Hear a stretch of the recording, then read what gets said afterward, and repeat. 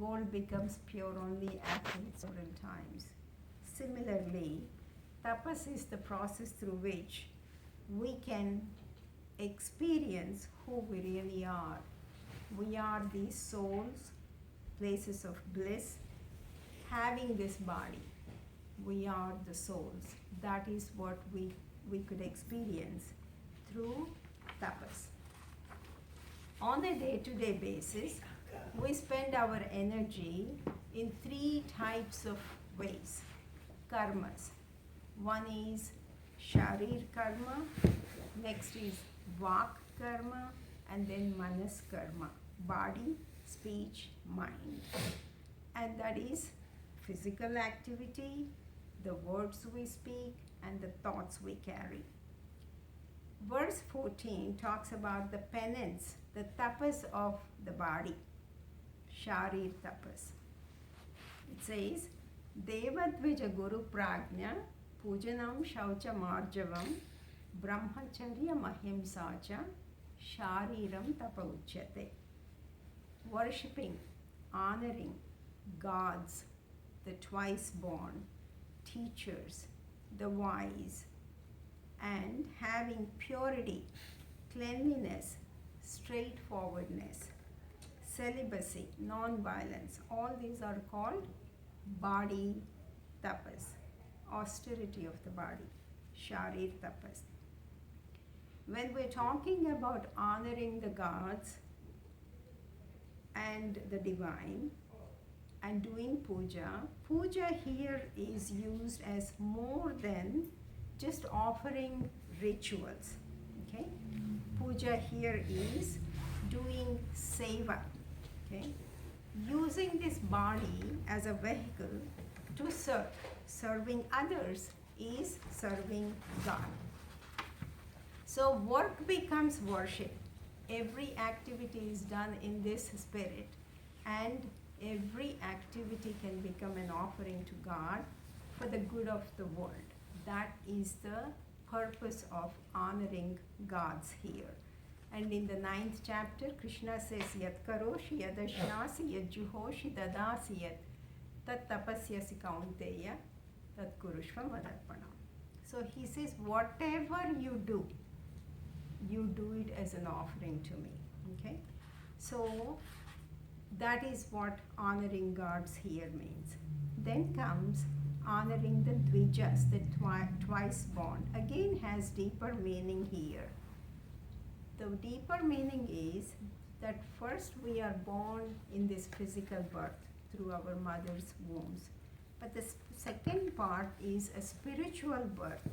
Spiritual birth where we are trying to be born out of this worldly delusion, worldly ignorance, this Maya.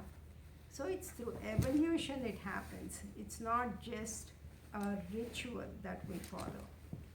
In Manusmriti it is said, Janmana jayate shudraha samskarat dvija uchyate veda patnat bhavet vipraha brahma janati iti brahmanaha. So by birth, Manusmriti says we are Shudras. Here it means we are ignorant. We are not aware of things. Through purification process, one becomes Dvija, that twice born. How does this happen? By studying the Vedas, by becoming wise. And then one who knows Brahman is Brahmana, one who is aware of the divinity. So it is like we must first die to be born again. Same way, we need to let the previous thinking, previous way of doing things to go and to be born again in this wisdom and living this wisdom moment by moment. And Krishna emphasizes this in the 18th chapter. He defines who Brahmins are. He says, Shamo damah stapa shaucham kshantirajavamevacha jnanam vijnanam astikyam brahma karma svabhavajam. 18th chapter, 42 verse. He says, serenity, self-restraint, austerity, purity, forgiveness, straightforwardness, knowledge of the scriptures, and realization of these scriptures, living them, and faith in the divinity. These are the duties of the Brahmins, born of their own nature. So this is a person who knows the divinity and lives that type of life. That is the way of life. Okay? So Krishna says, honor this type of person who has known the truth and living the truth, and then honor the teacher, honor the wise. Make such people your teachers. It's because it's difficult to figure out everything by ourselves. We may read scriptures, but still difficult. So he says, find this wise person who is more knowledgeable, more advanced, more trained, more experienced than you are, and try to get guidelines from that person. Serve that person. Get the wisdom of others. And you don't have to be blind. You can ask questions with reverence and then find this information and start applying for yourself so that you can also evolve. In addition to honoring such people, Krishna also says body austerity means keeping shaucham, purity, cleanliness. Because the body houses this soul, it's very holy, and Krishna says take care of it, keep it clean. When we keep the body clean, it's easy to keep the mind clean. When we keep our surroundings clean, our mind is clean. So it's interdependent. And we are more pleasant when we are in pleasant surroundings, when the body is clean and nice. The next characteristic Krishna talks about is arjavam, be straightforward. Because our body, we express what is going on in our head with or without our awareness. So he says, keep it in sync. Keep the inside in sync with what you say, how you conduct your life.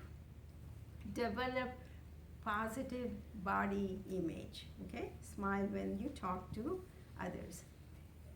Then the next characteristic is brahmacharya, celibacy. It's not just sexual regulation, sexuality regulation, but keeping bodily indulgences in check, keeping a balance, reducing our dependence for satisfaction, for fulfillment on this world. Because when we learn it's from inside, it's the ultimate information. Next he talks about ahimsa. Ahimsa is non-injury, non-violence, deliberately avoiding injury first to ourselves and then to others, being healthy. So all these constitute shariram tapa, okay, tapas. Then comes vak tapas. 15th verse, Krishna says, anudvegakaram vakyam satyam priyahitam chayat swadhyaya abhyasanam chaiva vangmayam tapa uchyate. Speech which is not hurtful, which is not offensive, which is truthful, which is pleasant, which is beneficial. Okay, that's how speech should be. Along with practice of the study of the scriptures. This is what constitutes vak tapas. Speech is a very powerful tool. It helps us to express our ideas, our thoughts, and communicate. It indicates not only our mental caliber, mental capacity and mental control, but also our emotional state. Our speech expresses that. It affects both the speaker and the people spoken to, and the people we speak about also. So, typically what happens when we are young, we are trying to learn to speak. Usually by age 3, kids start speaking fluently. Then comes the real challenge. After that, our challenges are what to speak, what not to speak, when to speak, when not to speak, whom to speak, whom not to speak, and on, how to speak, how not to speak. So Krishna says there is a way that you should be speaking, not only just speaking, but you should follow these guidelines. What does he say? The first word he says is anudvegakaram. When you speak, he says, speak so that you are not hurtful, so that you are not offending others. Avoid agitating others. Avoid disturbing others. In order for us to be in that state, first we need to be not agitated, right? If we are agitated, it is so impossible to be pleasant and all that. So we need to be at peace so that we can deliver a peaceful speech. So we need to first be cognizant of what we are saying to ourselves. Can you relate to me at this point? This constant commentary that goes in our head, we talk to ourselves constantly. So we need to be aware of what we are talking to ourselves so that we could be not in agitation, at peace, so we could be speaking peacefully. The next point Krishna talks about is Satyam. He says, be truthful. Whatever you say, make sure it's the truth. If we are not sure, if we have any doubt, we shouldn't be saying it, especially when it comes to rumors, when it comes to gossip, when it comes to prying into others' lives. He says, be careful. Do not spread that which is not true. And next word he talks about is Priya. He says, do it without disturbing, speak the truth, but make sure you are pleasant while you are conveying this information in a pleasant way.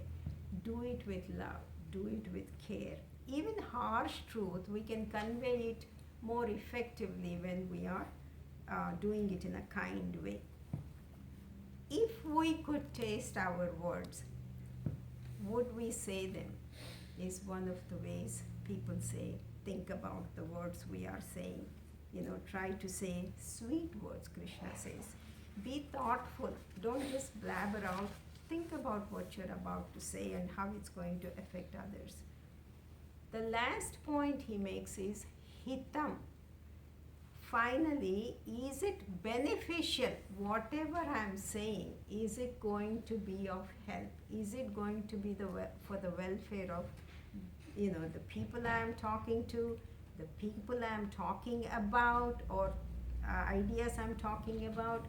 Is it beneficial? This is the most important point of the speech. Even if it is the truth, even if we deliver it in a pleasant fashion, if it is not going to be beneficial, Krishna says don't say it. Okay? Then, so the hita part, the benefit part supersedes everything else. Okay? So there is an exception to the hita part, hitam. There are times we may have to tell a lie for the benefit of the people or the community. One good example, if you can think about World War II time, during the Holocaust, many people had to tell lies to protect the Jews. They were hiding them. They were telling lies about the religion so that they could protect these people. So there are times that there are exceptions, but in general, Krishna says, follow these guidelines. I don't know how many of you have seen Brahma Kumari's presentations. There are a lot of them on YouTube. Very, very interesting. And the lady, especially B.K. Shivani, she's very, very good. So if you have time, watch them. And what they say is, when you speak, they say, Meetha bolo, Sach bolo, Dheere bolo, Kam bolo. Okay? Say it in a sweet way. Tell the truth. Be slow in your communication and say as little as possible. That is the way they summarize it. So in addition to doing all this description about the scriptures, Krishna also says, speech, Krishna also says, read the scriptures because they are your roadmaps. They help you. They guide you. In addition to that, chanting, japa, they can help us to clear our minds, to keep ourselves in peace, to purify ourselves. So those are the descriptions of speech tapas. Last comes manas tapas. 16th verse it goes, Manaha prasadaha saumyatvam maunamatma vinigrahaha bhava samshuddhirityetat tapomanasa muchyate. He says, serenity of mind, kindness, silence, self-control, purity of heart. These are the austerities of the mind. Okay? Serenity of the mind is the first one he talks about. Manaha prasadaha, peace of mind. Peace of mind is a very important part of this discipline we are talking about. Peace of mind depends on how we process the various input we get from the world. The world is constantly giving us input through our sensory organs, and we process them and we have thoughts. So all these affect the peace of mind we have because we give meaning to the information. Somebody says something, we think about what they said. Somebody did something, we think about that. So then we give meaning to that and then start thinking. So thinking from the past, thinking from the present, thinking from the future, worrying about the future or having regrets about the future. So this goes on constantly affecting our mental peace. Gita says it is our responsibility to keep our minds calm. It is our responsibility. Using whatever tools that are available to us and whatever work for us. There are a variety of tools that we could be using to keep this mind calm. It could be talking to a friend, to following some rituals, doing some puja, chanting, serving others, being in satsang, practicing meditation, reading the scriptures, keeping reminders, okay? And one of the practical points is looking at our habits. Changing our habits might be very important in keeping our peace of mind. And one of the practical things that we go through and I work on is, do I have to be right every time? Is it more important to be right, or is it more important to be at peace? That giving up that ego-centered type of I have to be right all the time helps us a lot to be at peace. So there are many, many options available to practice to keep our mind at peace. And why is this important? Why is Gita saying so many times? Because Krishna says in the second chapter 65, Prasade sarva dukkhanam hani rasyopajayate. In peace, all our sorrows, all our sadness can come to an end. It's only through peace. A peaceful mind is a happy mind. It's not the same as excitement. It's not the same as elation, which can temporarily mask the sadness. We might be having some exciting time and we may forget about the sadness. It's not the same as really working, being at peace and ending the sadness. There is a difference, so that when we are at peace, we can tap into this bliss we have. And it helps us to be in charge. It helps us to be able to look at what's going on in the head and be able to be in charge of our lives, our emotions, and avoiding to find reasons about blaming somebody, something constantly about the world. Why I'm unhappy because, such and such thing is happening or not happening. When we are at peace, we realize that happiness has no reason. We are that. We already have that. We have several reasons to be unhappy. If we can eliminate thinking about those reasons, all we are left with is happiness. The next word Krishna talks about is saumyatvam, kindness, compassion, gentleness, good-heartedness. This is repeated so many times in the Gita. When we put ourselves in others' shoes, it influences how we process what comes into our head, and how we think about those things. What type of thoughts we have changes depending on how we deal with others.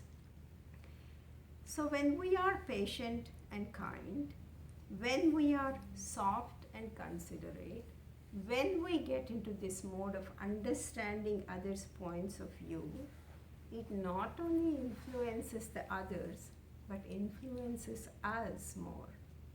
So that there is that ultimate goal that we want to be at peace, and it would be through the way we treat others.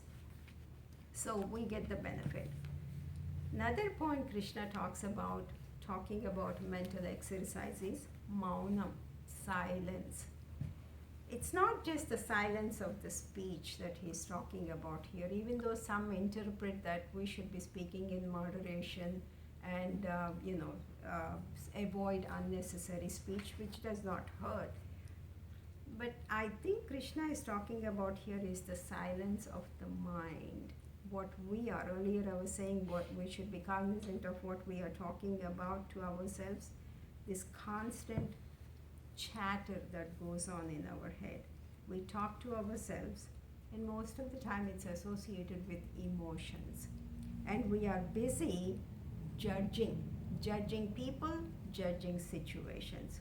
We are trying to be controlling, comparing, complaining, condemning, and calculating. Constantly we are doing this in our head. The more we are disturbed, the more the chatter. The more the chatter, the more we are disturbed. It becomes a vicious cycle. When we are happy, typically the chatter goes down and the mind becomes silent, and vice versa. A happy mind is a silent mind. Only in the silence we can experience the self. We talked about this before. Even the brightest sun cannot reflect in muddied water. It has to settle, it has to become clear for the sun to reflect in it. Same way, this ultimate soul cannot be understood, experienced, enjoyed. This bliss cannot be tapped into as long as we are busy getting this chatter from this world. So we have to calm this mind down. And Krishna says in the 10th chapter, Maunam Chaivasmi Guhyana. He says, of the secrets, I am the silence. Meditation helps to tap into the silence. Between the thoughts, there is silence, and we would be able to tap into that. Even the Bible talks about this. Be still and know that I am God. Silence is so respected, revered in most of the religions. Ramana Maharshi was a big proponent of silence. He said, stillness is the sole requisite for the realization of the self as God. To realize that this Jivatma is the same as the Paramatma, we need to be still. Ramana Maharshi said, he practiced Mauna Diksha, and he said, concentrate your mind where the sound is born. Okay? So people were so peaceful just sitting in his presence because he was able to exude that bliss. The other 2 points Krishna talks about is Atma Vinigraha, self-control. Without self-control, we cannot experience serenity, we cannot experience compassion, we cannot experience inner silence. All this can be only possible through constant practice. It's a limitless, never-ending, moment-to-moment type of thing. And purity of heart, Bhava Samshuddhihi. The purpose of all these exercises is to sync the three. What we do, what we speak, what we think, to keep them all in sync, to purify the whole area and to elevate us to a higher level where we are not bogged down by this world and still experience peace, because we cannot control everything that goes on in the world. But Gita says, teaches us that we still have choices. We do not have to continue to be the persons we have been, reacting to everything that comes our way. We can choose to evolve spiritually. We can choose to be reborn into a higher self. And this can happen through sattvic type of tapas, where we are working on all three areas. And that is how Gita says we can experience who we really are, the limitless souls. That's my presentation. Okay.